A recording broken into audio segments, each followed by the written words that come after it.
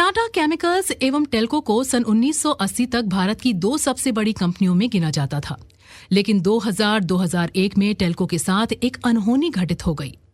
रातों रात इसके उत्पादों का बाजार 45% तक गिर गया और कंपनी को 500 करोड़ रुपए का घाटा उठाना पड़ा।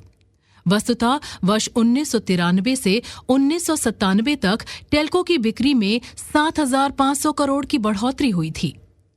ये बिक्री तब औंधे मुंह गिरी जबकि कंपनी की इंडिका कार परियोजना में 1,700 करोड़ रुपए खप गए थे। ऐसे में बिक्री में भारी कमी तथा 500 करोड़ रुपए की हानि कंपनी तथा इसके कर्मचारियों के लिए एक बहुत बड़ी चुनौती थी। ये कर्मचारियों तथा अधिकारियों के स्वाभिमान पर एक सीधी चोट थी। उन्होंने एकनिष्ठ रूप से तय कर लिया कि हमें इस स्थिति से उबरना है। तथ्य ये भी कि इस स्थिति को कंपनी के कर्मचारी तथा अधिकारी ही अच्छी तरह संभाल सकते थे, क्योंकि वो ये जानते थे कि समस्या कहाँ और क्या है और उसका समाधान क्या है। रतन टाटा ने बड़ी सफलता से कर्मचारियों के इस आत्मसम्मान की भावना को कंपनी के पुनरुत्थान से जोड़ा और उसका सफल उपयोग किया और तीसरे वित्त वर्ष में ही अर्थात सन 2002-2003 में कंपनी को 500 करोड़ रुपए लाभ की स्थिति में पहुंचा दिया। ये उपलब्धि तत्कालीन परिस्थितियों में किसी चमत्कार से कम नहीं थी। उन्होंने विषम परिस्थिति में कंपनी को एकीकरण की एक नई धार प्रदान की। उच्च स्तर पर एक कार्यदल का गठन किया गया। कुछ ही समय में 40 एक्शन टीमें गठित की गईं, जिनमें 230 संचालन प्रबंधक आवंटित कार्य पर कार्य कर रहे थे। ये सभी टीमें टाटा मोटर्स तथा कंसल्टेंट स्रोतों से थीं। इन टीमों ने रात दिन कार्य किया, संबंधित विभागों को डेटा उपलब्ध कराया तथा उसके बाद इसकी संचालन की दृष्टि से उपयुक्तता की जांच की गई। जो कमियां थीं उनका निर्धारण हुआ तथा उसके निमित्त कार्य की शुरुआत हुई। वरिष्ठ प्रबंधक टीम चेयरमैन से लेकर वरिष्ठ अधिकारियों तक कई युवा कर्मचारियों तथा उच्च स्तर के निष्पादकों से मिली तथा उनकी राय जानी। समस्याओं के बारे में उनके सुझाव लिए तथा तदनुरूप ही उचित कदम उठाए गए। दूसरा कार्य था स्पेशल ट्रेनिंग प्रोग्राम तथा प्रेरणास्पद कदमों का उपयोग।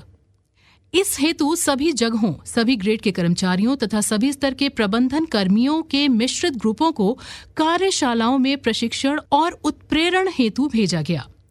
उच्च नेतृत्व का पूरा ध्यान था हर तरह की कमी से रहित परिणोन्मुख कार्य संस्कृति का सृजन। यही वह कार्य संस्कृति थी कि जिससे असंभव लक्ष्य को संभव बना दिया। टाटा इंडिका सन 1993 से ही रतन टाटा का सपना रहा, जो 1999 में सच हुआ। इस सपने की पूर्ति हेतु टेल्को के अधिकारियों ने दुनिया भर का दौरा किया। दरअसल वे एक ऐसी कार चाहते थे जो भारतीय परिस्थिति में उपयुक्त हो। इसमें एम्बेसडर के समान जगह, जेन की तरह ही बाहरी रूपरेखा, इटली की स्टाइल तथा इंजन की बनावट फ्रांसीसी तरीके की हो। इस परियोजना से रतन टाटा का मानसिक जुड़ाव था। इसलिए जब उन्होंने चुनौती स्वीकार की तो उसकी सफलता के लिए भी उसी अनुपात में मेहनत की। जहां से जो विशेषज्ञता मालूम हो सकती थी प्राप्त की, जब ऐसा करना जरूरी हो गया, लेकिन इसे विकसित किया अपने बलबूते पर। अतः ये सचमुच में एक राष्ट्रीय उपलब्धि थी। परिणामतः सन 1999 में जब इंडिका शोरूम से बाहर आई तो कंपनी के पास 1,15,000 ऐसी बुकिंग थी जिनमें पूरी रकम अग्रिम भुगतान कर दी गई थी। इसी से इसकी प्रसिद्धि का अंदाजा लगाया जा सकता है। बाद में इसमें कई सुधार किए गए तथा कई अन्य मॉडल जैसे indica, V2, Indigo, indica sedan आदि विकसित किए गए। इसी खंड में एक वर्ल्ड क्लास कार की दरकार इंग्लैंड के रोवर्स को थी। अतः उसने टेल्को के साथ इंडिका V2 को इंग्लैंड तथा यूरोपीय महाद्वीप में बेचने का करार किया और 5 वर्षों में कुल 1 लाख कारें सिटी रोवर के नाम से बिक्री होनी थी। इनका प्रथम बैच सन 2003 में भेजा गया। टाटा केमिकल उदारीकरण से पहले के दौर में भारत की अपने क्षेत्र में एक अग्रणी कंपनी थी। सन 1990 में इसने 3 नई शुरुआतें की। वे थीं बबराला फर्टिलाइजर प्लांट उत्तर प्रदेश, टाटा किसान केंद्रों की स्थापना और ब्रांडेड खाद्य नमक का उत्पादन। इनमें से बबराला प्लांट को 1994 में शुरू किया गया। इसमें यूरिया का उत्पादन होना था। इसके साथ इसी कॉम्प्लेक्स में एक अमोनिया प्लांट भी स्थापित किया गया। बबराला कॉम्प्लेक्स ने उत्पादन, तकनीक, ऊर्जा संरक्षण और संरक्षा के क्षेत्र में नए कीर्तिमान स्थापित किए। इसके बावजूद चीन से सोडा ऐश की भारी आवक तथा यूरिया की निश्चित निर्धारित दर में कमी किए जाने के कारण वर्ष 1999 में यहां एक विषम परिस्थिति पैदा हो गई। कंपनी के इतिहास में पहली बार इसे सन 2000 में जून में समाप्त तिमाही के लिए हानि घोषित करनी पड़ी।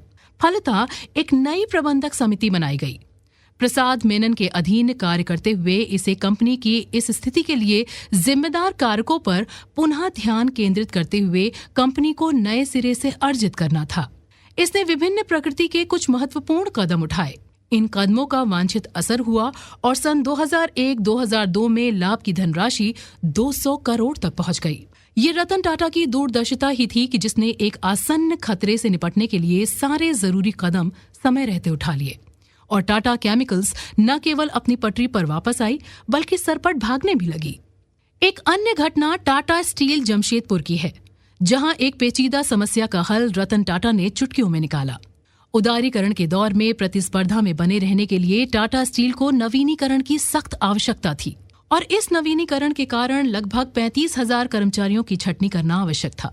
उस समय टाटा स्टील में फैक्ट्री और खनन खदानों दोनों को मिलाकर 78,000 कर्मचारी थे। इतने बड़े पैमाने पर छटनी करने पर इसके तात्कालिक दुष्परिणाम से सभी अवगत थे, लेकिन छटनी किया जाना भी उतना ही आवश्यक था। रतन टाटा के नेतृत्व में हानि लाभ का आकलन करने के बाद ये निष्कर्ष सामने आया कि यदि कर्मचारियों की छटनी हेतु कुछ आकर्षक शर्तें सामने रखी जाएं, तो ये समस्या आसानी से हल हो सकती है। इन शर्तों से पड़ने वाले विपरीत प्रभावों को आधुनिकीकरण के कुछ ही वर्षों में समाप्त कर लिया जाएगा और अंततः ये एक लाभ का ही सौदा होगा।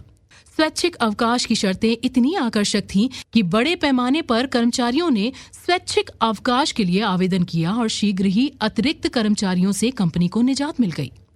ये सब बड़ी आसानी और औद्योगिक सौहार्दता बनाए रखकर हासिल किया गया। यही कारण है कि आगामी वर्षों में टाटा स्टील न केवल प्रतिस्पर्धा में बना रहा बल्कि मीलों आगे निकल गया। यही नहीं, भारी भरकम प्रतिस्पर्धी स्टील कंपनियों का अधिग्रहण करने में भी सक्षम रहा। उनके फौलादी इरादों का दर्शन सिंगूर भूमि अधिग्रहण विवाद मामले से भी होता है, जहां उन्होंने कुछ लोगों की जिद के सामने झुकने के बजाय वहां से हट जाने को तवज्जो दी।